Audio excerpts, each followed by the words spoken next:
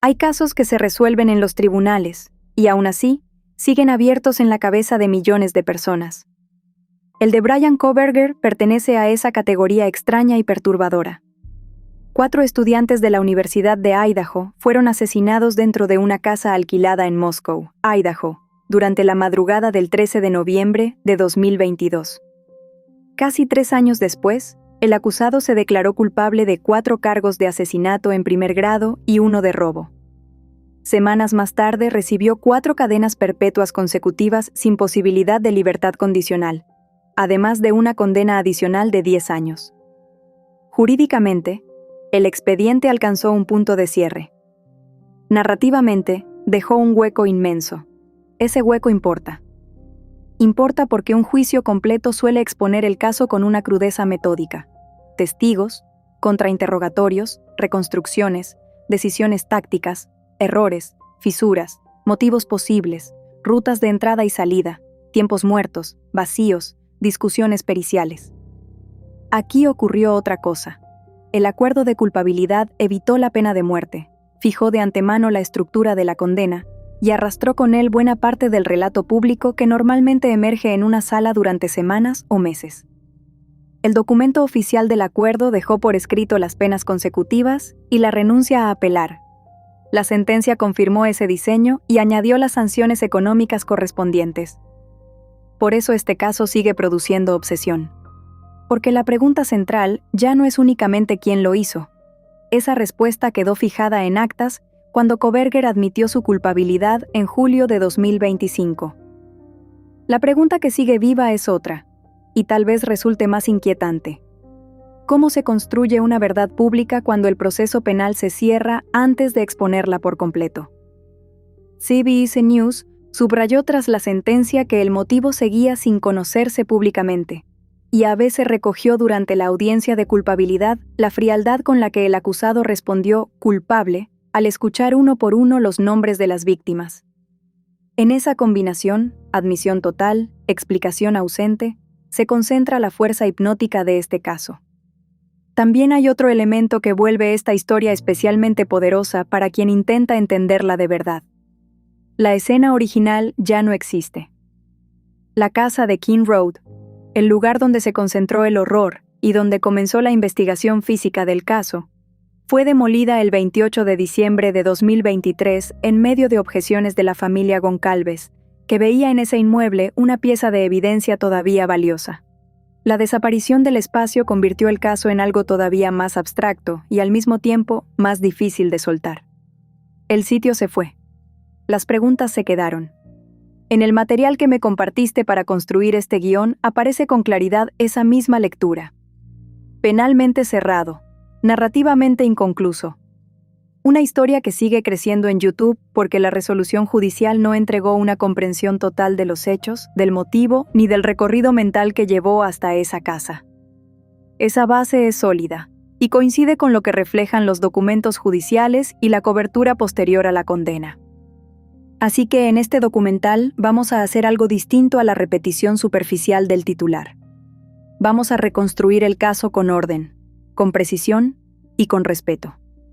Vamos a separar lo que quedó probado, lo que fue documentado, lo que puede inferirse con fundamento y lo que sigue cubierto por silencio. Porque aquí hubo 4 vidas interrumpidas con una violencia extrema, una investigación que avanzó bajo una presión descomunal, una acumulación de evidencia que llevó a una confesión formal y, aún así, una sensación persistente de que el centro profundo de la historia nunca fue dicho en voz alta. Y eso es exactamente lo que vuelve este caso tan difícil de dejar atrás. No por el ruido, no por el espectáculo, por la estructura misma del vacío que dejó. 4 nombres, una casa, una madrugada, una confesión, una condena definitiva y una pregunta que sigue respirando debajo de todo. ¿Qué ocurrió realmente, paso a paso, hasta llegar a ese punto? Ahí empieza este viaje. Bienvenidos a Sumario 13. Gracias de verdad por estar aquí. Hay temas que uno no abre como quien enciende una luz cualquiera, sino como quien empuja una puerta con cuidado, sabiendo que del otro lado hay silencio, dolor, preguntas y esa clase de historias que dejan una marca rara, difícil de explicar. Y este es uno de esos momentos. Así que, Si acabas de llegar, o si ya has hecho de este canal una especie de hábito nocturno, de pausa, de refugio o de conversación pendiente, qué bueno tenerte aquí.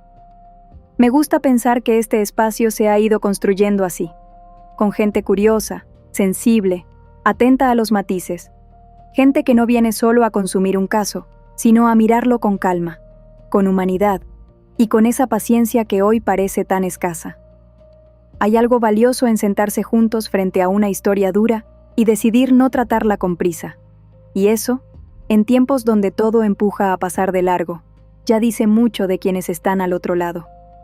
Si esta forma de entrar en los casos resuena contigo, suscríbete para seguir formando parte de esta conversación. Deja tu like, comparte este video con alguien a quien también le interesen estas historias contadas con profundidad. Y cuéntame en comentarios qué parte de este caso es la que más te persigue o la que más te cuesta encajar. Porque a veces una sola observación abre una línea entera de lectura que nadie había visto. Y a quienes vuelven siempre, gracias por sostener el tono de este lugar con su presencia. Y a quienes recién se suman, entren con confianza, porque aquí siempre hay sitio para una mirada más. Los miembros del canal, además, suelen poder ver los videos antes, algo que menciono casi al pasar, como quien avisa que la puerta se abre un poco antes para los que andan cerca. Y ahora sí, con eso dicho, entremos en lo que de verdad nos trajo hasta aquí. El vacío que dejó un caso cerrado en los papeles, pero todavía abierto en la mente de todos. Para entender por qué este caso dejó una huella tan profunda, hay que volver a esa noche y mirarla sin atajos.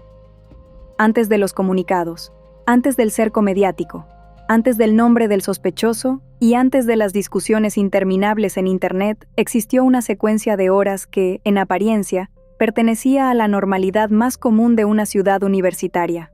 Salidas con amigos, conversaciones triviales, desplazamientos cortos, comida al final de la noche, habitaciones encendidas, teléfonos activos, la clase de movimientos que millones de estudiantes repiten cada fin de semana, sin pensar que forman la antesala de algo irreversible. Eso fue lo que hizo tan brutal el contraste entre el mundo que existía al caer la noche y el escenario que quedaría al amanecer. Moscow, Idaho, no era una ciudad asociada en la imaginación pública con una matanza de esta magnitud.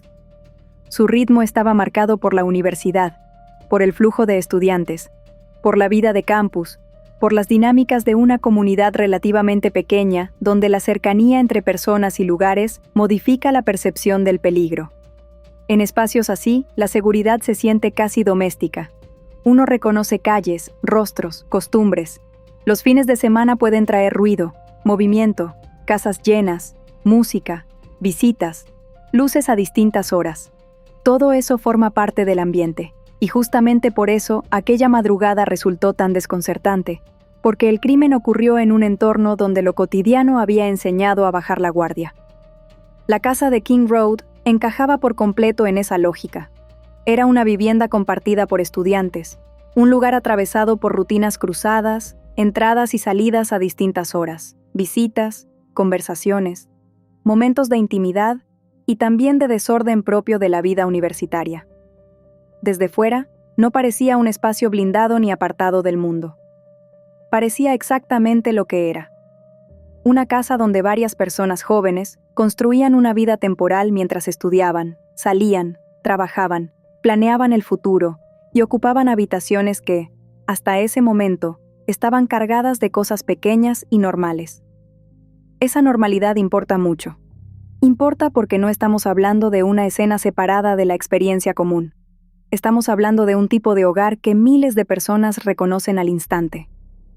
La noche del 12 de noviembre y el paso hacia la madrugada del 13 se desplegaron en principio dentro de esa estructura esperable. Ethan Chapin y Sana Kernodle habían estado juntos. Madison Mogen y Kaylee Goncalves también habían compartido la noche fuera de la casa. Había registros de movimientos, cámaras, horarios aproximados y un puñado de momentos que, vistos después, adquirieron un peso enorme precisamente porque entonces no significaban nada extraordinario. Ahí reside uno de los aspectos más inquietantes del caso. la manera en que una sucesión de gestos totalmente ordinarios fue quedando congelada como el último rastro de una vida interrumpida. Cuando se estudia una cronología como esta, siempre aparece una tentación peligrosa. Mirar cada acción previa como si ya contuviera el desastre, como si todo apuntara inevitablemente hacia el crimen. La realidad rara vez funciona así. En ese momento, para quienes estaban dentro y fuera de esa casa, el mundo no anunciaba una ruptura. Había cansancio, desplazamientos, conversaciones finales, rutinas propias del cierre de una noche social. Nada de eso preparaba emocionalmente a nadie para lo que vendría. Y quizá por eso la historia se incrustó de una forma tan agresiva en la memoria colectiva. Porque golpeó una escena reconocible. Porque redujo a escombros la idea de que ciertas formas de cotidianidad bastan para mantener el horror a distancia. Con el paso de las semanas, la madrugada del crimen empezó a rearmarse a partir de elementos dispersos: videos, datos telefónicos, reconstrucciones investigativas, horarios estimados, trayectorias posibles. El trabajo de la investigación consistió en arrancarle forma a un tramo de horas que, por naturaleza, estaba cubierto de silencio, sueño, sombras y ausencia de testigos directos capaces de narrar el conjunto. Esa tarea fue decisiva. En un caso así, cada minuto cuenta de una manera obsesiva. Cada intervalo sin explicación se convierte en terreno fértil para la especulación. Cada movimiento confirmado reduce el espacio de la duda y, al mismo tiempo, intensifica la necesidad de saber qué pasó exactamente entre un punto y el siguiente. Hay algo especialmente perturbador en los crímenes que ocurren mientras una casa duerme. La arquitectura misma del hogar cambia de significado. Una puerta deja de ser solo una puerta. Un pasillo se convierte en recorrido. Una escalera adquiere sentido táctico. La distribución de los cuartos ya no habla de convivencia, sino de exposición. Todo lo que normalmente protege la intimidad se vuelve parte del problema. Eso fue lo que ocurrió en la imaginación pública con King Road. La vivienda dejó de ser un simple inmueble alquilado y pasó a sentirse como un mapa moral del caso. Una estructura donde cada rincón parecía guardar una pieza de la secuencia final. También pesó muchísimo el hecho de que hubiera 2 sobrevivientes dentro de la casa. Ese dato alteró desde muy temprano la percepción pública del caso porque introdujo una complejidad emocional enorme. La supervivencia, en contextos así, nunca es una simple condición binaria. Trae consigo preguntas dolorosas, desorientación temporal, recuerdos fragmentados, culpa impuesta desde fuera, sospechas injustas, narrativas ajenas tratando de colonizar una experiencia vivida desde el shock. El público suele consumir estos elementos con una mezcla muy extraña de curiosidad e incomprensión. Y sin embargo, en el centro de todo siguen estando personas reales atravesando un trauma que ningún debate digital puede contener de manera limpia. Luego está el punto que siempre regresa: la ferocidad del acto. 4 víctimas. Una casa habitada. Una franja horaria que durante años fue repetida hasta convertirse casi en una campana fúnebre dentro del caso. No hace falta exagerar lo ocurrido para entender su dimensión. Basta con sostenerlo en su forma más desnuda. Varias vidas jóvenes fueron cegadas en un espacio de descanso, bajo techo, en un lugar asociado a refugio y rutina. Eso perfora de manera directa una de las expectativas más elementales que tenemos sobre el mundo. Dormir debería ser una suspensión de la vigilancia. En este caso, fue el marco de una violencia extrema. A medida que la cronología preliminar fue haciéndose pública, apareció otro fenómeno inevitable: la necesidad de fijar el último tramo de normalidad, la última salida, la última llamada, el último pedido de comida, el último mensaje, la última vez que alguien vio a una de las víctimas. Esa necesidad es profundamente humana. Frente a un hecho devastador, la mente busca bordes. Quiere saber dónde terminó una noche común y dónde empezó la incursión de lo monstruoso. Quiere ubicar el instante en que la historia dejó de pertenecer a sus protagonistas y pasó a convertirse en expediente, cobertura y duelo. Esa búsqueda de bordes, sin embargo, choca una y otra vez con una realidad incómoda. Los casos violentos rara vez se dejan ordenar con la limpieza que desearíamos. Hay lagunas, estimaciones, márgenes, tiempos aproximados. Incluso cuando la evidencia técnica es robusta, la experiencia subjetiva del horror siempre conserva algo roto, algo que no entra del todo en el reloj. Quizá por eso, la madrugada del 13 de noviembre sigue sintiéndose tan densa dentro de este caso, porque conocemos mucho y al mismo tiempo seguimos tratando de iluminar una secuencia que jamás podrá devolverse entera a la vida. Ahí se encuentra una de las claves más duras de todo este relato. Las cronologías ayudan, ordenan, dan estructura, permiten avanzar, pero también tienen un límite. Pueden decirnos cuándo se movió alguien, cuándo se apagó una actividad, cuándo apareció un vehículo, cuándo un teléfono dejó un rastro, cuándo una cámara captó un tránsito. Lo que no pueden devolver es la textura humana del instante en que 4 personas quedaron atrapadas dentro de una violencia que ninguna de ellas esperaba. Ese núcleo permanece siempre fuera del alcance total. Tal vez por eso este caso produce una clase tan particular de desvelo, porque incluso cuando la línea temporal empieza a fijarse, el alma del suceso sigue resistiéndose a cualquier forma de comprensión completa. Y ese es el punto exacto desde el que debemos seguir avanzando. Ya vimos el marco. Ya sentimos el peso de esa madrugada como ruptura histórica para una comunidad entera. Ahora toca mirar cómo una investigación bajo enorme presión empezó a transformar fragmentos sueltos en una dirección concreta, y cómo, poco a poco, la atención del país dejó de girar solo alrededor del espanto para concentrarse en una figura específica. Persigue errores, rastros, hábitos, trayectorias, vínculos, accesos, cámaras, teléfonos, testimonios, fragmentos físicos diminutos capaces de sostener una reconstrucción entera. Lo que desde fuera suele verse como una demora insoportable, desde dentro de la investigación suele ser una lucha contra el caos. Y en Moscú, durante esos primeros días, el caos era inmenso. Había una escena múltiple, una comunidad universitaria aterrada, una presión pública que crecía a cada hora y una necesidad urgente de evitar 2 peligros al mismo tiempo: actuar demasiado lento y precipitarse hacia la persona equivocada. Eso es importante porque muchas veces, cuando el nombre del acusado termina volviéndose omnipresente, se borra mentalmente la fase en la que ese nombre todavía no existía para el público. El país conocía el crimen, no conocía al autor. En ese vacío empezaron a acumularse hipótesis, sospechas casuales, interpretaciones improvisadas y una ansiedad colectiva que exigía respuestas inmediatas. Pero una investigación real no puede sostenerse sobre ansiedad. Necesita secuencia, necesita descarte, necesita una disciplina casi fría para no convertir intuiciones sociales en errores procesales. En ese contexto, uno de los grandes desafíos consistió en transformar una escena espantosa en una matriz organizada de evidencia. Había que mirar la casa como lugar físico, aunque la conmoción pública ya la hubiera transformado en símbolo. Había que registrar entradas, recorridos posibles, superficies, objetos, patrones de contacto, restos microscópicos, tiempos aproximados, coherencia espacial. Todo eso forma parte de un lenguaje técnico que rara vez emociona al público, pero que termina decidiendo el destino de un caso. La diferencia entre una teoría persuasiva y una acusación sostenible suele estar ahí, en el trabajo silencioso que convierte horror en prueba. Poco a poco, la investigación empezó a apoyarse en varias columnas que luego serían decisivas. Una de ellas fue la videovigilancia. No porque una sola cámara resolviera el caso de manera espectacular, sino porque la lógica acumulativa de múltiples registros permite seguir movimientos, acotar ventanas de tiempo y otorgar sentido a desplazamientos que por separado parecerían irrelevantes. En los grandes casos, la imagen rara vez actúa como una revelación limpia. Funciona más bien como una red.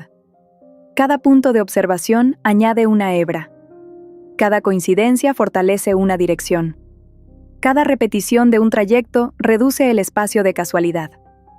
Otra columna fue la evidencia biológica. En la imaginación popular, el ADN suele aparecer como una especie de firma mágica que pronuncia un nombre y termina la historia. La realidad es más exigente. Hace falta contexto, cadena de custodia, interpretación, vínculo con el entorno y una narrativa probatoria capaz de explicar por qué ese material importa y qué lugar ocupa dentro del conjunto.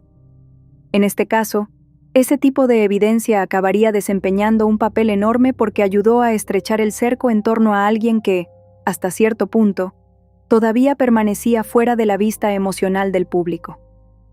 No era un amigo íntimo de las víctimas. No era una presencia evidente dentro del drama social que rodeaba la casa. Era una figura que iba a entrar en escena a través del trabajo técnico, no del reconocimiento inmediato.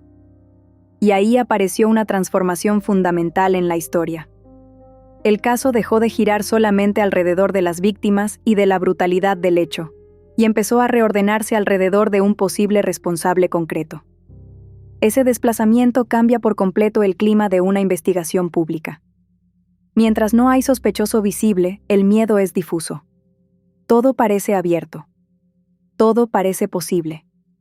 Cuando la atención empieza a converger en una persona, el miedo se mezcla con otra clase de energía, la necesidad de saber quién es, cómo vivía, qué hacía, qué estudiaba, cómo hablaba, qué imagen proyectaba hacia los demás.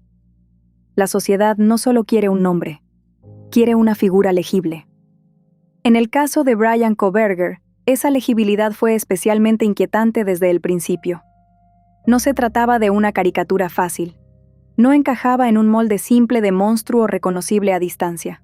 Su perfil académico, su relación con la criminología, su edad, su manera de insertarse en un mundo universitario paralelo al de las víctimas, todo eso produjo una perturbación especial. El público se enfrentó a una figura que parecía salir del mismo ecosistema cultural que el caso había desgarrado. Campus, aulas, trayectorias juveniles, lenguaje académico, ambición, desplazamientos entre ciudades universitarias. Esa cercanía de entorno volvió aún más incómoda la posibilidad de conexión. Aún así, es importante recordar algo. La investigación no avanza porque una biografía resulte siniestra en retrospectiva. Avanza cuando varias líneas de evidencia empiezan a tocarse. Ese es el verdadero momento en que una pesquisa deja de buscar a cualquiera y comienza a cerrarse sobre alguien. Un vehículo observado repetidamente. Datos de localización y movimiento. Material biológico. Conductas compatibles con vigilancia previa o tránsito relevante. Ninguna pieza, por sí sola, carga el caso entero. El peso aparece cuando varias empiezan a sostenerse entre sí. Ese momento tiene algo casi físico. Al principio, los investigadores miran un campo demasiado amplio. Luego ese campo se contrae. De pronto, ciertas posibilidades dejan de parecer igual de plausibles. Algunos caminos se apagan, otros se iluminan con una intensidad nueva. La investigación adquiere dirección, y cuando eso ocurre en un caso tan mediatizado, también cambia la relación entre la policía y el público. La información que antes se liberaba con más amplitud empieza a protegerse. Los silencios se vuelven estratégicos. La comunidad, que pedía transparencia total, empieza a experimentar la frustración de no saber exactamente qué se ha descubierto, aunque percibe que algo ya se está armando por debajo. Eso fue parte de la tensión que alimentó este caso durante semanas. Había una sensación creciente de que la investigación avanzaba, pero no una visión clara de hacia dónde. El silencio oficial, en ese contexto, fue leído por algunos como torpeza, por otros como prudencia, y por otros como señal de que la policía todavía estaba perdida. Visto con perspectiva, puede entenderse mejor como el tramo en que la pesquisa estaba pasando de la conmoción al enfoque. Ese tránsito siempre resulta ingrato, es lento para quien mira desde fuera y delicadísimo para quien necesita presentar después una acusación resistente al escrutinio judicial. Cuando finalmente la figura del sospechoso empezó a perfilarse, el país entero realizó un movimiento mental casi instantáneo. Releyó el caso desde atrás hacia adelante. Cada detalle previo comenzó a evaluarse de nuevo bajo la luz de ese nombre. Ese fenómeno es comprensible, pero también peligroso. La retrospectiva da una ilusión de inevitabilidad. Hace parecer obvio lo que en tiempo real fue arduo, parcial, tentativo y técnicamente complejo. Nada de esto surgió de una sola intuición brillante. Surgió de acumulación, cotejo, paciencia y una enorme presión para no equivocarse en un caso donde el margen de error era mínimo. Y sin embargo, Incluso en esa fase de cierre progresivo sobre un sospechoso, seguía faltando algo que nunca dejaría de pesar: una explicación interior convincente. La investigación podía acercarse al quién con una fuerza cada vez mayor. El por qué seguía desplazándose un poco más lejos cada vez que parecía al alcance. Ese desajuste entre identificación y comprensión es una de las marcas más persistentes del caso. La maquinaria probatoria avanzaba. La imaginación pública seguía atrapada en una pregunta más honda. Ese será el siguiente paso de este recorrido. Porque una vez que el foco se concentró en Bryan Kohberger, el país no solo quiso saber cómo lo encontraron. Quiso entender qué clase de persona estaba entrando en el centro del caso, qué imagen había dejado en quienes lo conocieron, y cómo una figura hasta entonces casi invisible pasó a ocupar el corazón de una de las historias criminales más observadas de su tiempo. Toda gran investigación criminal atraviesa un momento decisivo. El instante en que la intuición deja de mandar y la evidencia empieza a ordenar el tablero con una fuerza difícil de resistir. En el caso de Bryan Kohberger, ese punto de inflexión no surgió de una confesión temprana, de un testigo providencial, ni de una sola imagen definitiva. Surgió de una convergencia.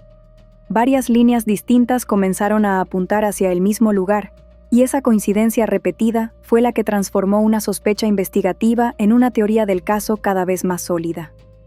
Una de las piezas más citadas, y con razón, fue la funda de cuchillo hallada en la escena. Según la teoría presentada por la acusación, sobre ese objeto apareció ADN, que vinculaba a Kohberger con el lugar de los hechos. Ese elemento tuvo un peso enorme por una razón sencilla.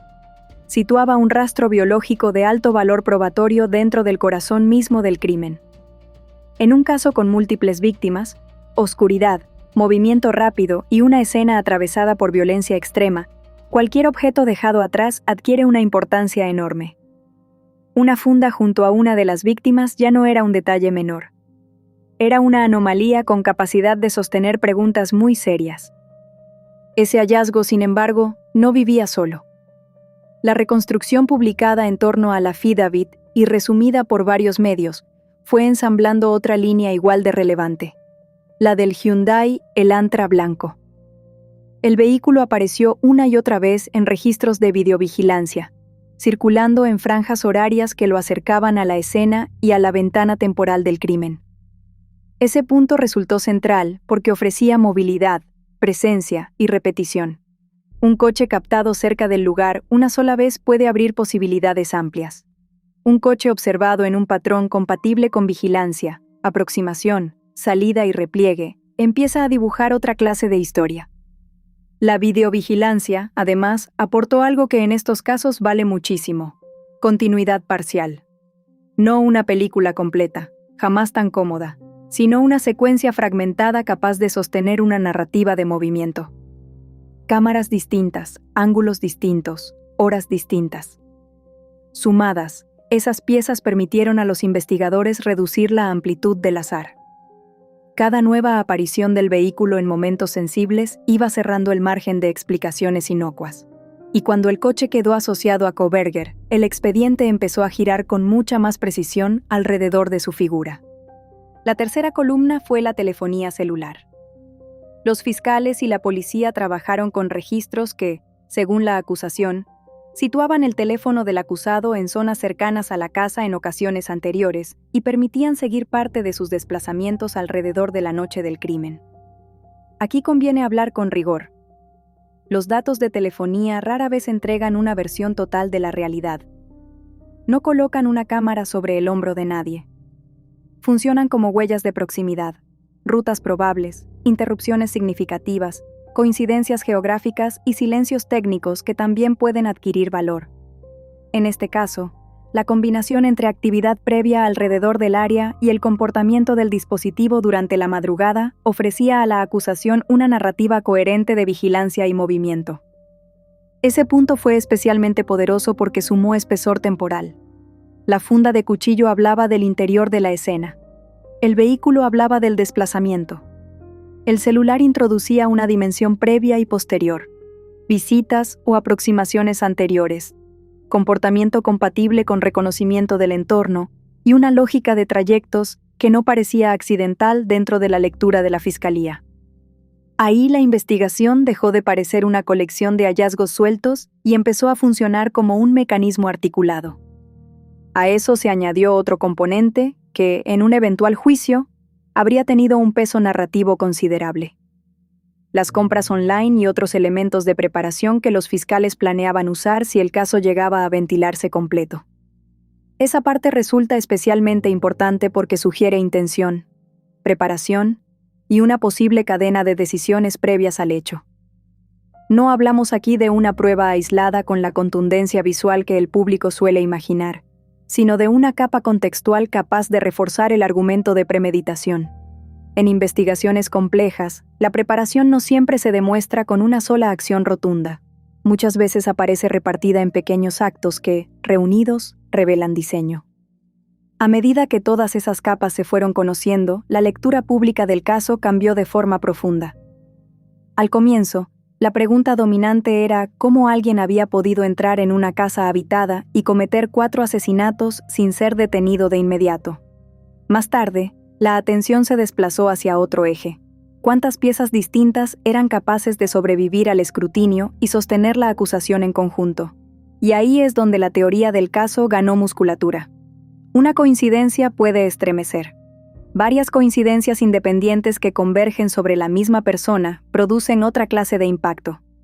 La defensa, por supuesto, se movió dentro de ese terreno intentando cuestionar registros, procedimientos, alcances de búsqueda y la manera en que se obtuvieron ciertos materiales. Por eso los documentos judiciales de 2025 sobre mociones de supresión y la solicitud de una audiencia Franks importaban tanto. Eran esfuerzos por discutir la base legal y probatoria del expediente antes del juicio, buscando debilitar parte del andamiaje que sostenía la acusación. Esa fase es crucial en cualquier proceso serio. El verdadero peso de una investigación se mide también por su capacidad de resistir ataques técnicos, no solo por la impresión que causa en titulares o conferencias de prensa. Y sin embargo, incluso con esa disputa procesal en marcha, la dirección general del caso parecía cada vez más clara. La suma de ADN, videovigilancia, telefonía y contexto preparatorio dibujaba un cuadro difícil de desarmar por completo. Tal vez por eso la pregunta sobre el juicio empezó a transformarse con el tiempo en otra todavía más incisiva. Si el caso llegaba hasta una sala y toda esa evidencia se exponía durante semanas, ¿qué daño real podía contener la defensa? ¿Y cuánto riesgo estaba dispuesto a correr Kohberger frente a la posibilidad de una condena a muerte? Ese cálculo legal importa mucho. La declaración de culpabilidad no apareció en el vacío. Llegó después de años de preparación, de litigio previo, de revisión de pruebas, de enfrentamientos técnicos y de una fecha de juicio que se acercaba con todo el peso del expediente detrás. Cuando un acusado cambia de posición tan tarde en el proceso, el gesto suele leerse a la luz de la relación entre el riesgo y la evidencia. Aquí esa relación parecía especialmente dura. El acuerdo de culpabilidad eliminó la pena capital y congeló la estructura de la condena. Al mismo tiempo, cerró la puerta a la exhibición pública detallada de cada una de estas piezas dentro de un juicio completo. Esa decisión produjo un efecto doble, y ahí reside una de las claves más potentes del caso. Desde el punto de vista penal, el Estado obtuvo una admisión de culpa y una condena definitiva de enorme severidad. Desde el punto de vista narrativo, el público se quedó sin ver el despliegue completo de la maquinaria probatoria en sala. Mucha gente conoció los pilares del caso, aunque nunca llegó a contemplar su confrontación total, viva, ordenada y exhaustiva ante un jurado. Eso explica parte de la persistencia del interés. Las pruebas existen. El mapa general está ahí. La representación final, la exposición integral que suele fijar para siempre la memoria pública de un caso, quedó suspendida. Y en ese punto entra una capa todavía más delicada, porque una investigación puede acercarse con enorme precisión al autor material, demostrar presencia, vincular objetos, rastrear movimientos y sostener una secuencia de preparación. Aún así, hay una pregunta que sigue resistiendo incluso dentro de expedientes muy fuertes. ¿Qué estaba ocurriendo dentro de la mente del acusado mientras todo eso tomaba forma? Ese terreno ya pertenece a la siguiente profundidad del caso, a la zona donde la evidencia dura se encuentra con el perfil, el silencio, la conducta y los vacíos que el acuerdo nunca terminó de llenar. Hay un punto en casos como este en que uno siente que la evidencia empieza a cerrar el círculo y, aún así, la historia se vuelve más inquietante en lugar de más tranquila. Y eso, al menos a mí, me parece una de las cosas más desconcertantes de todo este expediente. Porque cuando empiezan a coincidir el ADN, los movimientos del vehículo, los registros del teléfono y la lógica de una posible preparación previa, una parte de la mente siente alivio. Hay dirección, hay estructura, hay una forma de ordenar el espanto. Pero otra parte se queda mirando el mismo cuadro y siente lo contrario, porque entiende que la cercanía de la respuesta no siempre trae comprensión, y que a veces lo más perturbador no es no saber quién fue, sino empezar a aceptar que quizá nunca vamos a entender del todo qué estaba pasando dentro de esa mente mientras todas esas piezas se iban acomodando en silencio. Ahí es donde este caso, para mí, deja de ser solo una investigación criminal enorme y se convierte en algo mucho más incómodo. Una confrontación con los límites de lo que la prueba puede explicar sobre un ser humano. Y creo que eso también explica por qué en Sumario 13 este tipo de historias se viven de una manera distinta, más lenta, más pensada, más conversada, porque no basta con repetir hallazgos. Hay que quedarse un rato dentro de lo que esos hallazgos significan. Si esta forma de mirar el caso te está acompañando, suscríbete, deja tu like y compártelo con alguien que de verdad disfrute sentarse a pensar estas historias con calma, porque esa clase de comunidad cambia por completo la conversación. Y justo ahí aparece una pregunta que me parece más interesante que cualquier reacción automática. Con todo lo que hemos visto hasta este punto, ¿tú sientes que el peso del caso descansa sobre una reconstrucción probatoria extraordinariamente sólida, o sigues percibiendo un vacío central tan grande que la admisión de culpa no alcanza a cerrar del todo la historia? Me interesa esa pregunta porque no apunta al morbo ni al gesto fácil, sino al corazón mismo de lo que hace tan extraño este caso. La distancia entre demostrar y comprender. Hay expedientes que parecen explicarlo todo y, aún así, dejan una sensación helada. Hay otros que nacen llenos de grietas y, sin embargo, se sienten humanamente más legibles. Este pertenece, creo yo, a una categoría muy rara, y por eso leer una reflexión pensada en los comentarios puede enriquecer muchísimo el mapa de interpretaciones que se abre aquí. Porque lo que viene ahora complica todavía más esa tensión, cuando la evidencia ya había estrechado el cerco y el país entero estaba mirando hacia la misma figura, empezó a tomar forma la imagen pública de Bryan Kohberger, y con ella surgió otra capa del caso que resulta casi igual de perturbadora que la escena misma. Parte 5. El rostro del acusado y la obsesión por descifrarlo. Una vez que la investigación dejó de moverse en círculos amplios y empezó a cerrarse alrededor de Bryan Kohberger, ocurrió algo inevitable. El país entero intentó leerlo.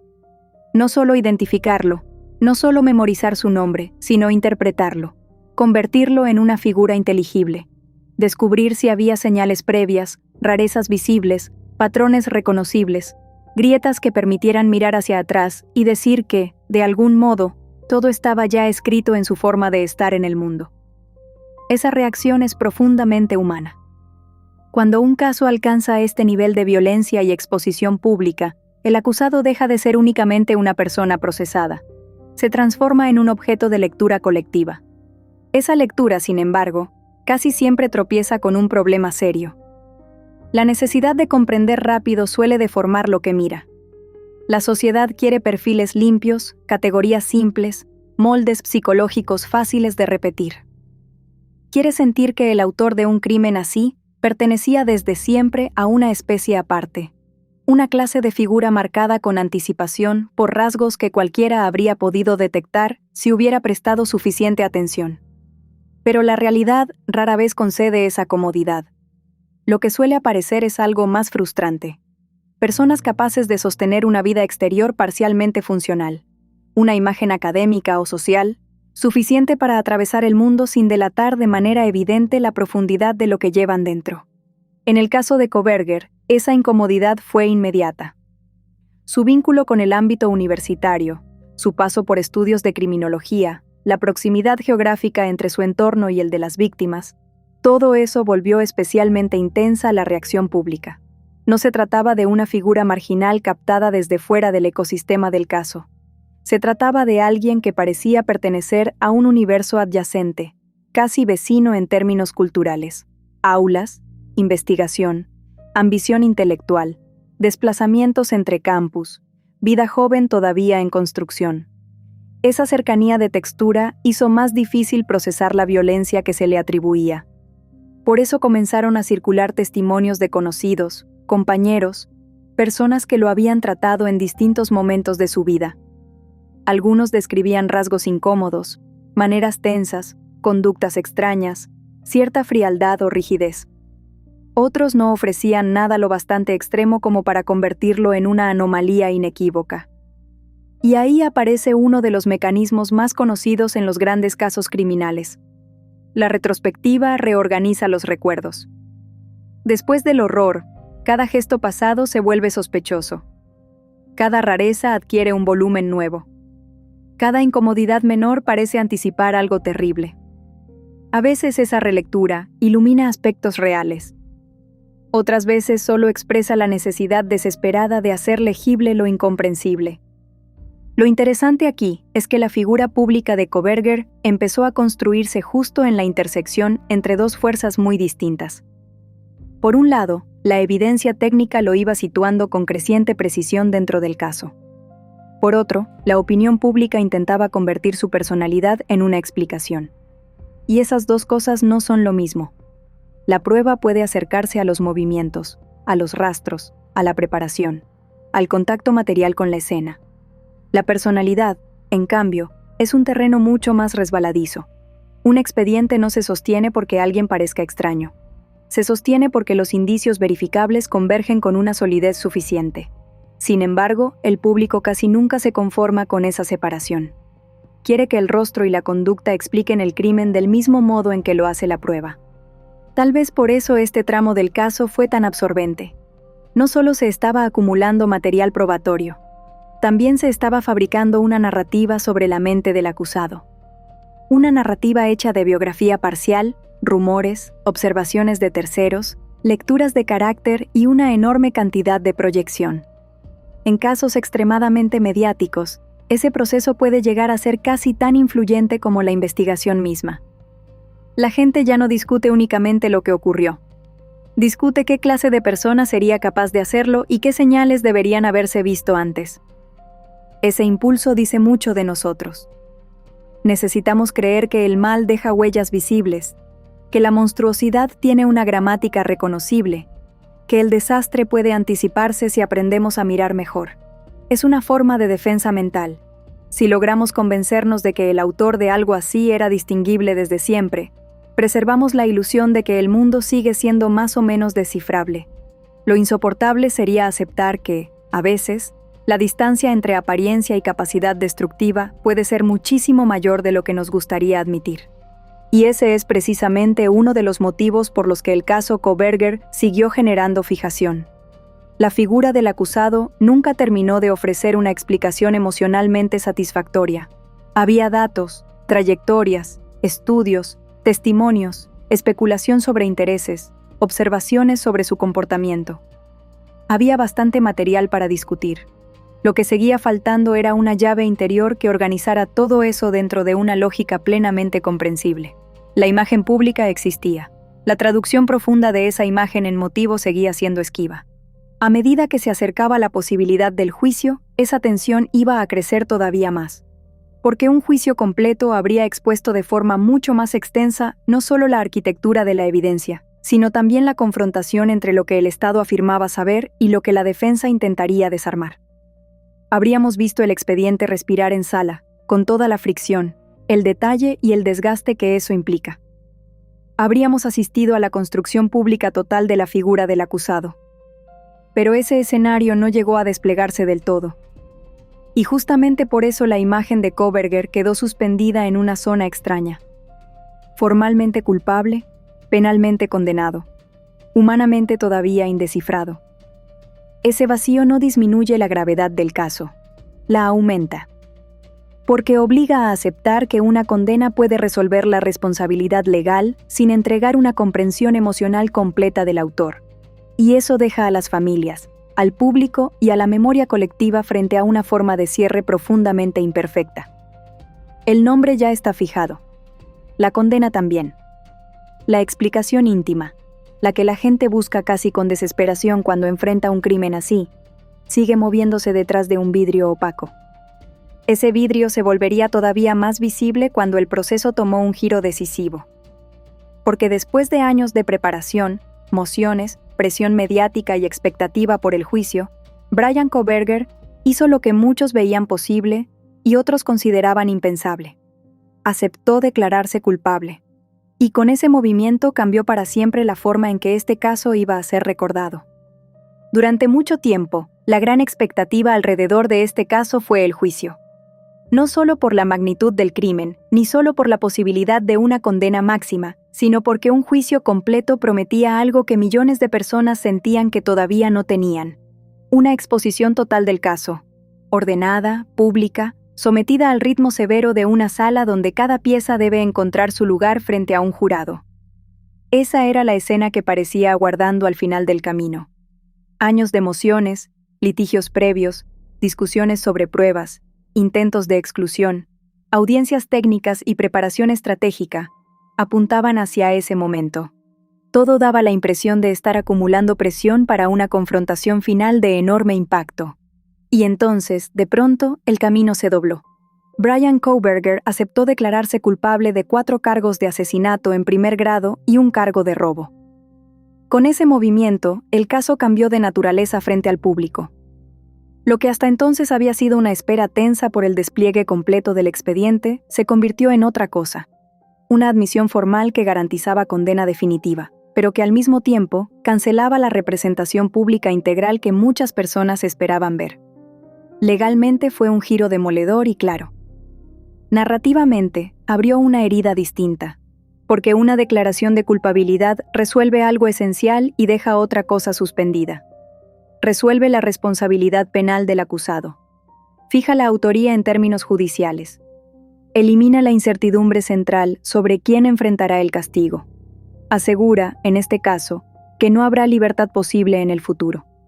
Pero también suprime el escenario donde los hechos suelen desplegarse con la máxima intensidad pública. Y eso importa mucho cuando hablamos de un caso que había producido tanta fijación nacional. Muchísima gente no estaba esperando solamente un veredicto. Estaba esperando ver cómo se contaba el caso entero bajo la presión del juicio. Esa diferencia explica buena parte de la reacción emocional que produjo el acuerdo. Para algunas familias y observadores, la decisión ofrecía una forma de alivio. Evitaba el desgaste brutal de un proceso largo, la repetición pública de detalles atroces, la incertidumbre del resultado final y la posibilidad de una fase posterior de litigios ligados a la pena de muerte. Desde ese ángulo, la admisión de culpa podía sentirse como una vía directa hacia una condena severa sin años adicionales de exposición y sufrimiento institucionalizado. Había en ello una lógica de protección, o al menos de reducción del daño. Pero para otros, la sensación fue mucho más amarga, porque el juicio no era solo una etapa procesal. Era, en la imaginación pública, el lugar donde las piezas dispersas por fin iban a articularse en una narrativa exhaustiva. Era el espacio donde la acusación tendría que mostrar cada enlace, cada rastro, cada secuencia de preparación, cada movimiento, cada argumento sobre intención. Era también el lugar donde la defensa se vería obligada a responder con toda la energía técnica disponible. Ese choque iba a producir algo que el público ya no recibiría jamás. Una visión desarrollada, friccionada, completa del caso en voz alta, ante todos. Ahí aparece uno de los aspectos más difíciles de aceptar. La declaración de culpabilidad confirmó la esencia del caso, aunque también recortó la experiencia pública de comprenderlo. Y esas dos cosas pueden coexistir sin contradicción. Kohberger admitió su culpa. La sentencia posterior fijó 4 cadenas perpetuas consecutivas sin posibilidad de libertad condicional, junto con una pena adicional por robo. Desde el punto de vista del castigo, el asunto quedó sellado con una contundencia extrema. Lo que siguió flotando fue otra clase de vacío, el de la explicación desplegada paso a paso, el del expediente contado en toda su crudeza probatoria, el del motivo situado en una estructura más visible. Ese vacío se volvió todavía más notorio por la propia naturaleza de la audiencia. Escuchar al acusado responder de manera breve y directa ante cargos ligados a 4 vidas concretas produjo una impresión poderosa, aunque también helada. No hubo gran revelación emocional. No apareció una confesión expansiva. No surgió una narración humana capaz de organizar el horror dentro de una lógica verbal que ayudara a comprenderlo. Hubo, más bien, la maquinaria dura del procedimiento: cargos, respuestas, aceptación formal, consecuencias. El corazón humano del caso siguió escondido detrás de esa estructura mínima. Y quizá ahí reside la verdadera rareza de todo este expediente. Muchos casos permanecen abiertos porque no se sabe quién lo hizo. Este, en cambio, conservó parte de su extrañeza incluso después de que el acusado dijera que sí, que era culpable. Lo que siguió sin resolverse del todo fue la dimensión interior. Qué fantasía, qué resentimiento, qué fijación, qué impulso, qué lógica íntima sostuvo el trayecto hasta la casa. El acuerdo no tenía por qué responder eso. Su función era otra.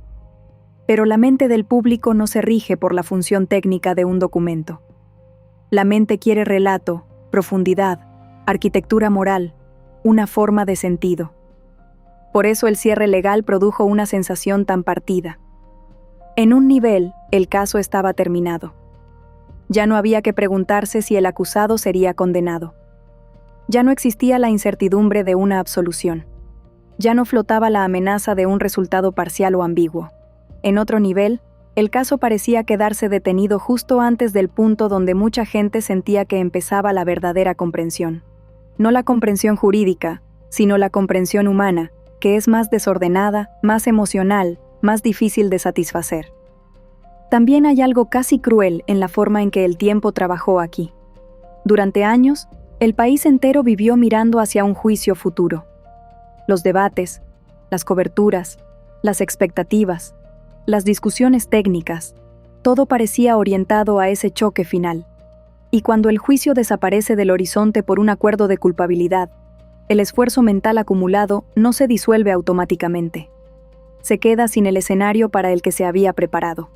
Eso deja una clase muy particular de frustración, como si el caso hubiera llegado a destino y, al mismo tiempo, hubiera retirado el mapa en el último momento. Desde luego, nada de esto reduce el peso de la admisión. Al contrario, lo hace todavía más denso, porque la declaración de culpabilidad obliga a mirar de frente una realidad definitiva. El hombre acusado por estos 4 asesinatos aceptó formalmente haberlos cometido. Ya no estamos en el terreno de la sospecha ni en el de la hipótesis procesal. Estamos ante responsabilidad admitida y castigo impuesto. Pero esa firmeza judicial no elimina el otro plano, el de las preguntas que quedaron sin desarrollar bajo la luz total de un juicio. De hecho, puede decirse que el acuerdo transformó la memoria futura del caso. En vez de ser recordado como una larga batalla en sala con veredicto final, será recordado como una investigación enorme que desembocó en confesión formal antes del juicio, cerrando la puerta a la pena de muerte y también al despliegue completo del expediente frente al país. Ese doble efecto lo vuelve singular. Hay una verdad penal asentada y una sensación pública de relato interrumpido. Ambas cosas quedaron unidas para siempre. Y todavía faltaba la última escena institucional, la sentencia. Ahí no solo se impondría el castigo, también aparecería el tono final con el que el sistema decidiría hablar sobre el caso, sobre las víctimas, sobre la gravedad de lo ocurrido y sobre la posibilidad o la imposibilidad de cualquier clase de clausura real. Después de la declaración de culpabilidad, quedaba una etapa que a veces se malinterpreta desde fuera. Mucha gente piensa en la sentencia como un trámite posterior, una formalidad casi mecánica donde el sistema simplemente convierte en pena lo que ya estaba acordado. Pero en casos como este, la sentencia cumple otra función. Es el momento en que el Estado habla en voz alta sobre la magnitud del daño.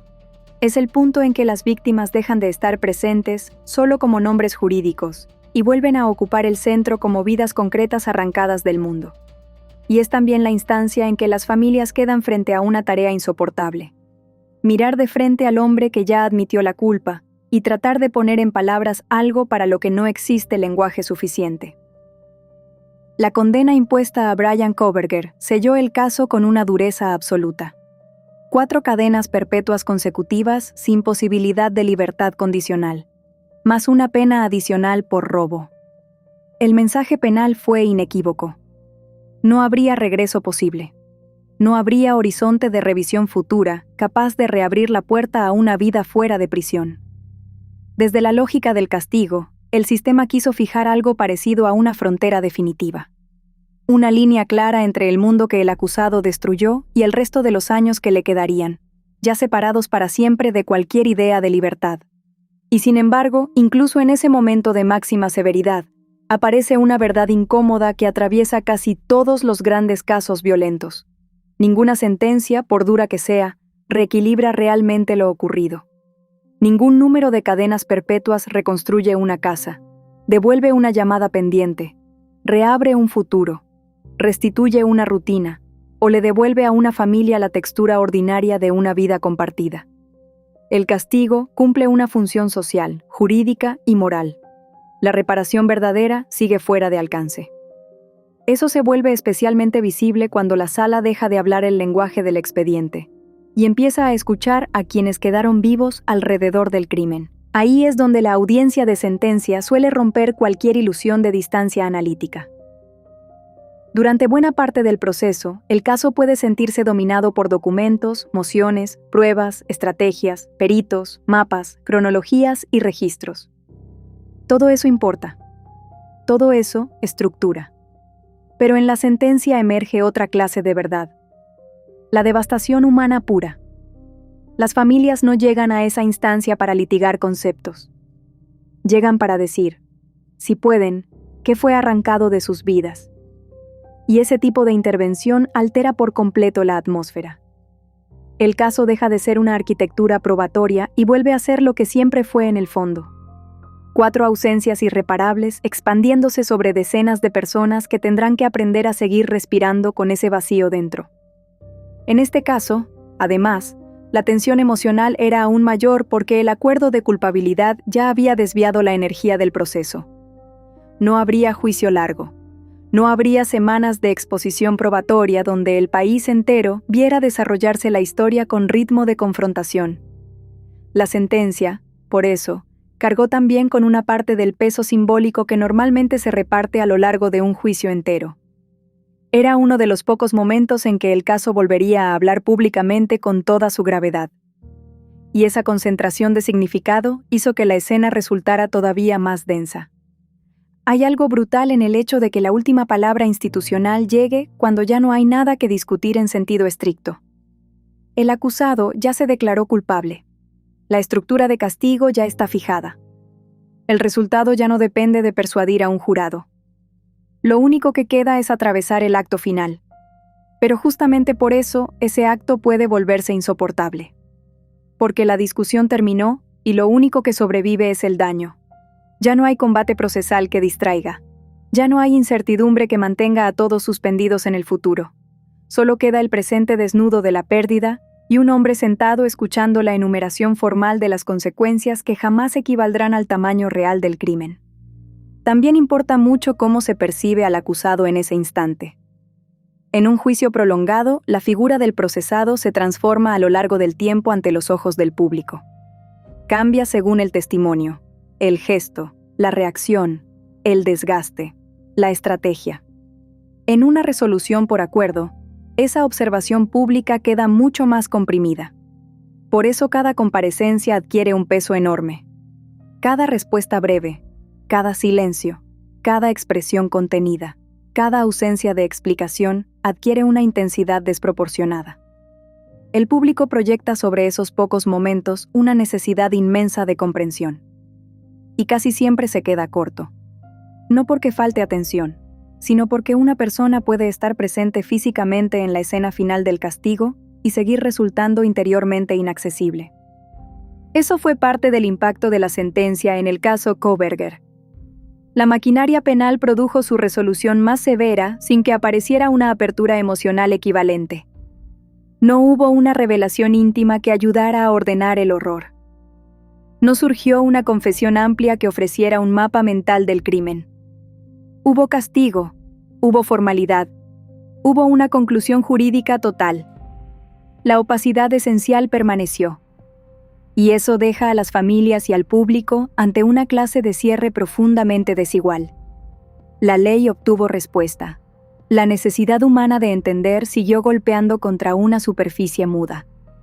Al mismo tiempo, sería injusto reducir la sentencia a esa frustración.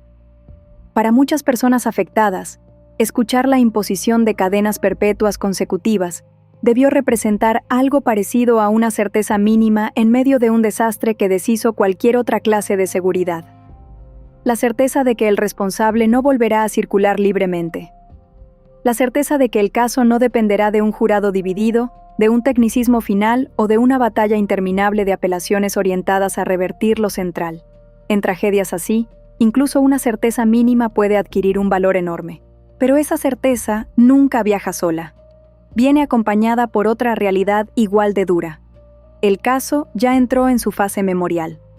A partir de ahora, Bryan Kohberger dejará de ser una figura proyectada hacia un juicio futuro y pasará a ser una figura fijada por una condena irrevocable. Las víctimas, en cambio, seguirán viviendo en fotografías, recuerdos, videos, relatos familiares, homenajes y la persistencia insoportable de todo lo que ya no podrá ocurrir. El sistema termina un caso. Las familias siguen habitándolo durante décadas. Y ahí es donde aparece la pregunta más difícil de todas. ¿Qué significa realmente que un caso haya terminado? Porque si terminar significa que ya no habrá disputa penal sobre la autoría, entonces sí, terminó. Si significa que el castigo quedó impuesto con la máxima contundencia posible dentro del acuerdo, entonces también. Pero si terminar significara clausurar el dolor, ordenar el sentido profundo del crimen o devolverle al mundo una forma estable de coherencia, entonces este caso sigue abierto de una manera mucho más íntima y mucho más cruel. Ese es justamente el borde al que hemos llegado. Ya vimos la madrugada, la investigación, el cerco probatorio, la figura del acusado, la declaración de culpabilidad y la sentencia. Falta ahora mirar lo que sobrevive cuando el expediente se cierra. Las preguntas que no murieron, el lugar que este caso ocupa en la cultura criminal contemporánea y la razón por la que, incluso con una condena definitiva, sigue costando tanto dejarlo atrás. Cuando un expediente penal llega a su fin con una condena definitiva, uno podría pensar que el interés público empieza a apagarse de manera natural. Suele ocurrir así. La atención disminuye. El caso abandona los titulares. Las discusiones se archivan. La memoria colectiva lo reubica dentro de una estantería mental junto a otros crímenes ya resueltos. Pero hay historias que se resisten a ese destino. No porque les falte una respuesta judicial, sino porque la respuesta judicial no consigue absorber toda la energía emocional, cultural y simbólica que liberaron. El caso de Bryan Kohberger pertenece con claridad a ese grupo. Eso explica por qué siguió creciendo en documentales, canales de análisis, foros, podcasts, videos de largo formato y conversaciones que, lejos de agotarse con la admisión de culpa, parecieron encontrar una nueva intensidad después del cierre legal. A primera vista, esa persistencia puede parecer contradictoria. El responsable ya aceptó la autoría. La sentencia ya fijó un castigo irreversible. La estructura del expediente ya no ofrece el suspense clásico de un juicio pendiente. Y sin embargo, el caso sigue llamando. Sigue empujando a la gente a volver. Sigue generando la impresión de que hay algo dentro que aún no ha sido completamente dicho. Parte de esa fuerza proviene de la forma en que este crimen se incrustó en una imaginación social muy concreta. La casa universitaria, la madrugada, la juventud de las víctimas, la vida aparentemente común de una ciudad pequeña, la irrupción de una violencia extrema en medio de una rutina reconocible. Nada de eso se percibió como lejano o abstracto. Al contrario, muchísima gente sintió que estaba mirando un mundo que conocía demasiado bien. Y cuando la violencia destruye un entorno tan reconocible, el efecto no queda contenido dentro del expediente. Se vuelve cultural, se mezcla con miedos más amplios sobre seguridad, intimidad, vigilancia, vulnerabilidad y la fragilidad real de los espacios que solemos asumir como protegidos. También está el modo en que la historia fue consumida. Desde el comienzo, este caso no vivió únicamente en la lógica de las noticias tradicionales. Se desplazó de inmediato hacia ecosistemas de observación continua, reconstrucción colectiva, análisis amateur, especulación viral y seguimiento obsesivo. Cada documento, cada audiencia, cada retraso, cada moción, cada aparición del acusado, fue amplificada dentro de una maquinaria pública que no solo informaba, sino que interpretaba sin descanso. Eso alteró profundamente la memoria del caso. Ya no se trataba solo de saber qué había pasado. Se trataba de habitar la investigación casi en tiempo real, como si millones de personas estuvieran intentando simultáneamente construir sentido a partir de fragmentos parciales. Ese tipo de exposición produce un efecto duradero. La gente no siente que observó un caso desde fuera. Siente que lo acompañó, que creció con él, que discutió sus vacíos, que se equivocó dentro de él, que lo siguió durante años. Y cuando un proceso así termina mediante una declaración de culpabilidad en lugar de un juicio largo, queda una sensación extraña de trayectoria interrumpida. No porque falte la decisión judicial, sino porque falta el acto final de representación pública exhaustiva. El país obtuvo una conclusión. No obtuvo la experiencia completa de verla desplegarse pieza por pieza frente a todos. Por eso este caso genera una clase tan particular de retorno. La gente vuelve para buscar en retrospectiva lo que no recibió de manera frontal. Vuelve a las cronologías. Vuelve a la escena. Vuelve a los movimientos del vehículo. Vuelve a la funda. Vuelve a la casa demolida. Vuelve a la pregunta por el motivo. Vuelve a la personalidad del acusado. Vuelve incluso a los silencios del procedimiento. Todo se revisita porque la memoria pública percibe que la historia quedó formalmente cerrada y emocionalmente abierta. Hay además una cuestión más profunda, y quizá más inquietante. El caso Kohberger funciona como una confrontación con los límites de la explicación contemporánea. Vivimos en una cultura que deposita enorme confianza en los datos, en los rastros, en la tecnología forense, en la videovigilancia, en los patrones digitales, en la capacidad de reconstruir conductas a partir de huellas. Y este expediente, en muchos sentidos, valida esa confianza. La investigación reunió evidencia de enorme peso. Siguió trayectorias. Estrechó el cerco. Vinculó objeto, movimiento, geografía y presencia. Empujó el caso hasta una admisión formal de culpa. Todo eso demuestra una potencia técnica indiscutible. Pero al mismo tiempo, el caso deja ver un límite brutal. La tecnología puede acercarse al recorrido. Puede fijar presencia. Puede ayudar a reconstruir secuencias. Puede incluso sostener una acusación hasta el punto de volver casi insoportable el riesgo del juicio para el acusado. Lo que no puede garantizar es una comprensión plena de la interioridad. No puede obligar a que el motivo se vuelva nítido. No puede transformar un expediente sólido en una historia emocionalmente satisfactoria. Y ahí es donde este caso se vuelve tan perturbador para la imaginación contemporánea.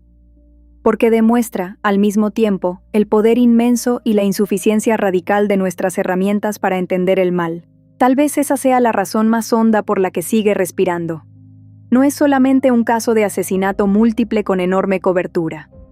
Es un caso que golpea una convicción moderna muy arraigada. La idea de que, si acumulamos suficientes datos, terminaremos comprendiendo de verdad.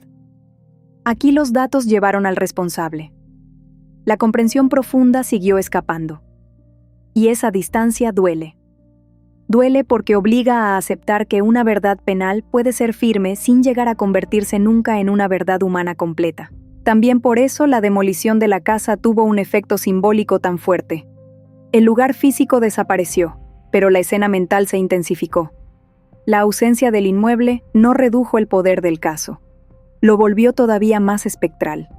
Desde entonces, gran parte de la historia existe en registros, documentos, imágenes previas, mapas y reconstrucciones interiores. El sitio ya no está. La arquitectura del recuerdo sigue intacta. Y a veces esa clase de desaparición material fija aún más un caso en la imaginación colectiva. porque lo convierte en un territorio que solo puede recorrerse a través de memoria, evidencia y narración. Llegados a este punto, quizá la pregunta más honesta sea esta: ¿qué queda realmente después de todo? Quedan 4 víctimas cuyos nombres no deberían hundirse bajo el peso del acusado. Quedan familias atravesadas para siempre por una pérdida irreparable. Queda una comunidad universitaria marcada por una madrugada que partió su historia en 2. Queda un hombre condenado a morir en prisión después de admitir su culpa. Queda una investigación que, en términos técnicos, logró lo que debía lograr. Y queda, sobre todo, una sensación que se niega a desaparecer: la de haber mirado muy de cerca una verdad suficiente para condenar y todavía insuficiente para descansar. Eso convierte al caso Kohberger en algo más que un expediente célebre. Lo convierte en una herida cultural. Una de esas historias que siguen activas no porque estén sin resolver, sino porque tocaron una fibra demasiado sensible de nuestra relación con el miedo, con la juventud, con los espacios de confianza y con la oscuridad que puede crecer junto a vidas aparentemente normales sin ofrecer jamás una explicación capaz de apaciguar del todo a quienes quedan mirando. Y por eso todavía cuesta dejarlo atrás, porque la ley terminó su trabajo. La mente de la gente siguió girando alrededor del mismo vacío. Al final, los casos más difíciles de olvidar no son siempre los más enredados, ni los que permanecen sin nombre, ni siquiera los que se rompen en el tribunal. A veces son aquellos que consiguen una resolución formal impecable y aún así dejan una sensación de desamparo intelectual y emocional que no se acomoda nunca. El caso de Bryan Kohberger terminó, sí, terminó en el sentido jurídico más estricto, más sólido, más definitivo. Hubo una admisión de culpa. Hubo una sentencia irreversible. Hubo una estructura penal diseñada para garantizar que el responsable no vuelva a caminar libre. Todo eso es real. Todo eso importa. Todo eso pesa. Pero ninguna de esas certezas consiguió convertir esta historia en algo verdaderamente cerrado dentro de la conciencia colectiva. Quizá porque, en el fondo, lo que persiste nunca fue solamente la necesidad de saber quién había entrado en esa casa. Lo que persiste es la imposibilidad de reconciliar la intimidad de aquel espacio con la magnitud de lo que ocurrió dentro. 4 estudiantes. Una casa compartida. Una ciudad universitaria donde la vida parecía discurrir con la ligereza habitual de noviembre, entre salidas, mensajes, planes y pequeñas rutinas que nadie imagina como material de una tragedia nacional. Y luego, en medio de todo eso, una irrupción tan brutal que terminó desfigurando para siempre la forma en que muchísimas personas miran la idea misma de hogar, descanso y juventud. Ese es el residuo más profundo del caso.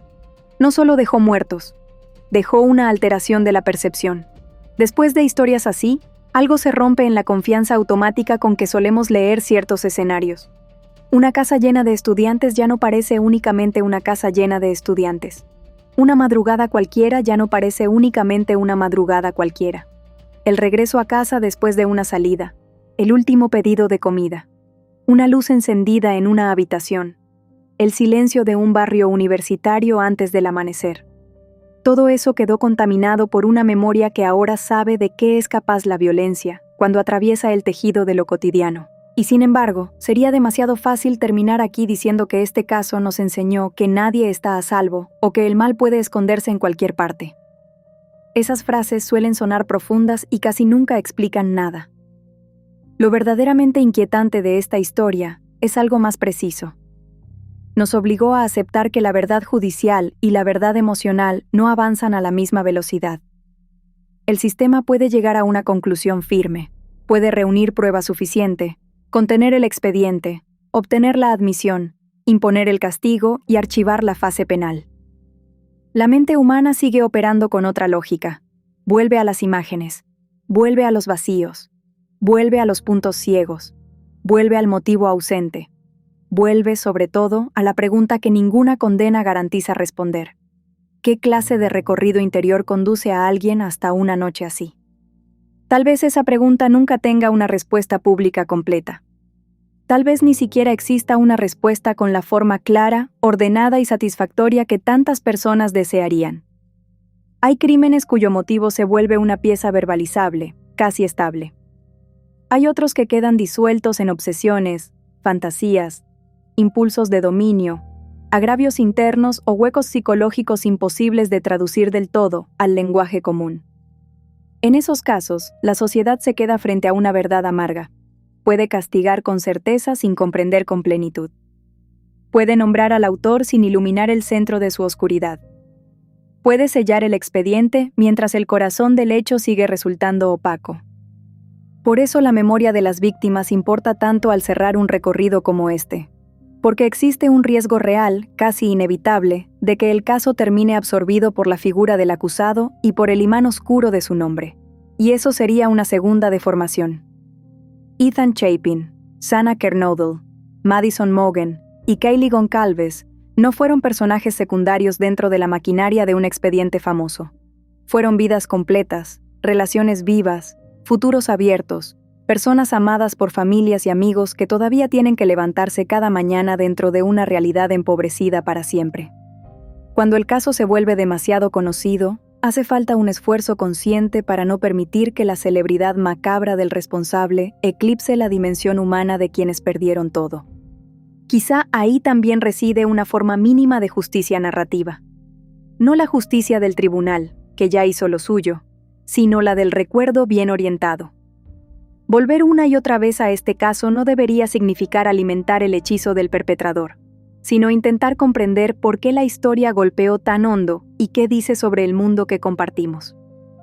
Dice que la seguridad cotidiana es más frágil de lo que nos gusta creer. Dice que la tecnología forense puede acercarnos muchísimo a la verdad sin abolir el misterio humano.